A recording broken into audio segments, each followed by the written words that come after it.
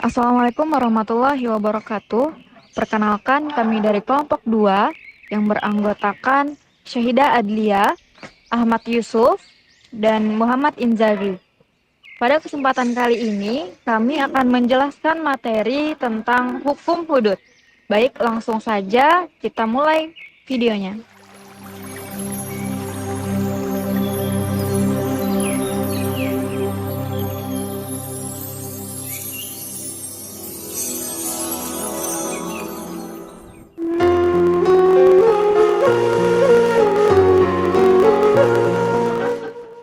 Saya akan menjelaskan pada bagian A, yaitu mengenai pengertian hudud.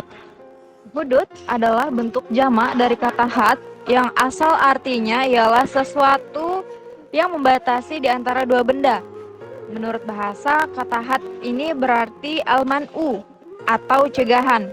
Adapun menurut syar'i atau istilah, hudud adalah hukuman-hukuman kejahatan yang telah ditetapkan oleh syara untuk mencegah dari terjerumusnya seseorang kepada kejahatan yang sama dan menghapus dosa pelakunya. Sedangkan secara terminologi, Muhammad Al-Jurjani memberi definisi bahwa hudud adalah hukuman yang tertentu kadarnya yang wajib ditetapkan karena merupakan hak Allah. Selain itu, pendapat lain mengatakan dari Abu Bakar Jabir Al-Jazari, hudud adalah larangan Allah yang diperintahkan kepada manusia untuk memeliharanya dan tidak mendekatinya. Berdasar dari kedua definisi yang dikemukakan oleh kedua pakar tersebut, yang dikemukakan Abu Bakar Al-Jazari tentang hudud lebih luas, yang penekanannya bertitik pada larangan Allah. Jadi, semua apa yang dilarang oleh Allah dan diperintahkan untuk menjauhkan diri dan berusaha untuk tidak mendekatinya dapat dikategorikan sebagai hudud. B. Macam-macam hudud. 1. Perzinahan. Zina adalah melakukan hubungan seksual yang diharamkan di kemaluan dan di dubur oleh dua orang yang bukan suami istri. Dengan demikian dapat dikatakan bahwa perbuatan zina adalah apabila sudah memiliki unsur-unsur persetubuhan antara dua orang yang berbeda jenis kelaminnya dan tidak ada kekeliruan atau kesamar-samaran atau keraguan dalam bersetubuh.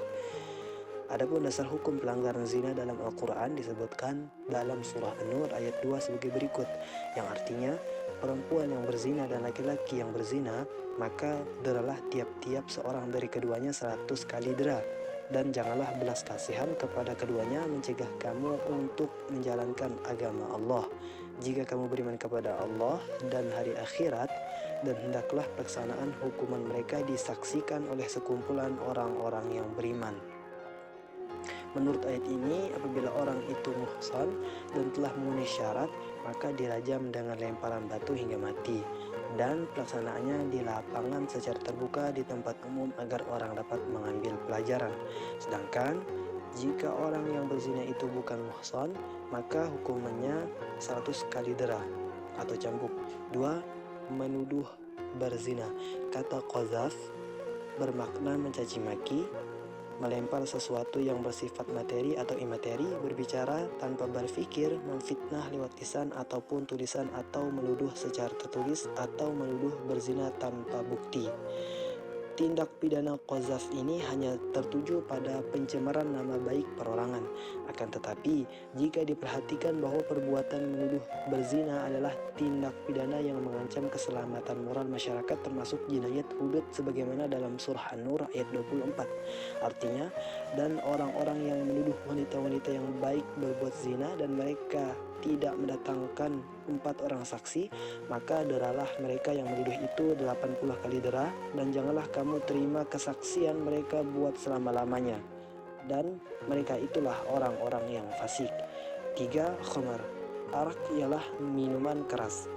Dalam bahasa Arab dinamakan khamar, berasal dari kata khamaro, artinya menutupi. Dalam agama Islam, arak itu haram diminum, sebab dapat menghilangkan akal pikiran. Seseorang yang meminum arak biasanya dan hilang kesadarannya. Ia lupa diri dan lupa Tuhan. Oleh sebab itulah meminum arak atau khamar diharamkan dalam agama karena termasuk perbuatan syaitan. Hal ini sesuai dengan firman Allah Subhanahu wa taala.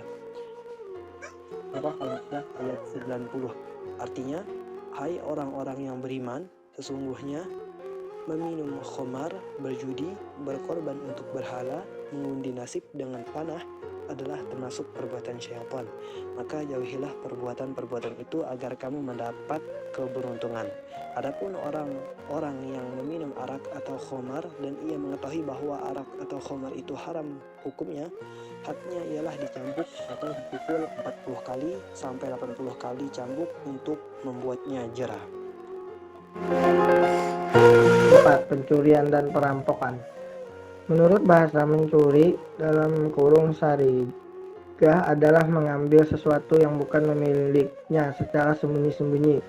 Adapun menurut istilah adalah mengambil harta atau milik orang lain yang terjaga dan mengeluarkan dari tempat penyimpanan dengan cara sembunyi-sembunyi. Dan harta tersebut tidak subhat.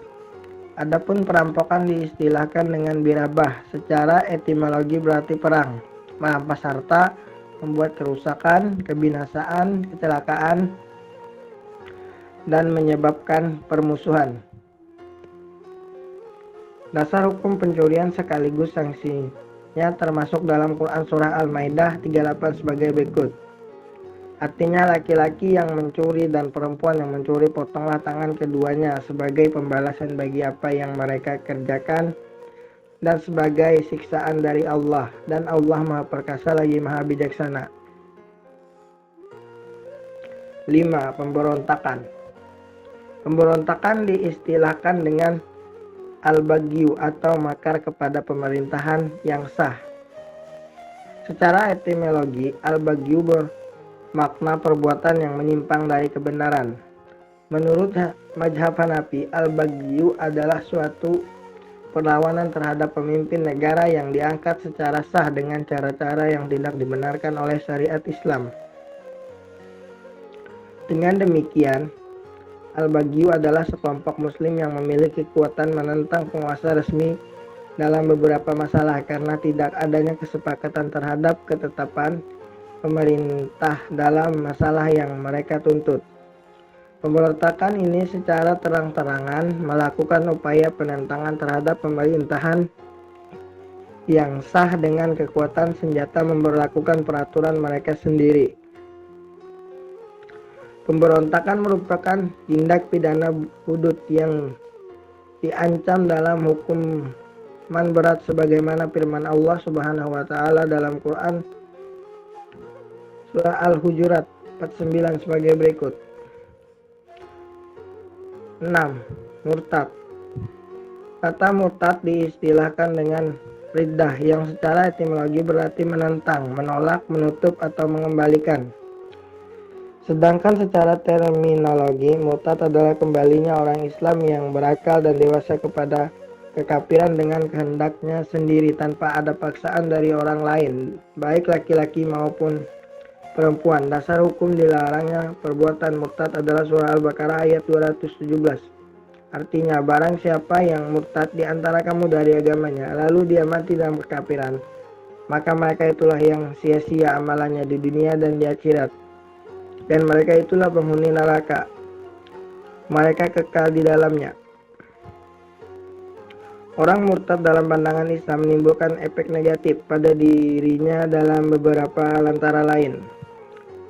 Hubungan perkawinannya terputus karena jika salah satu di antara kedua pasangan suami istri murtad, maka perkawinannya batal.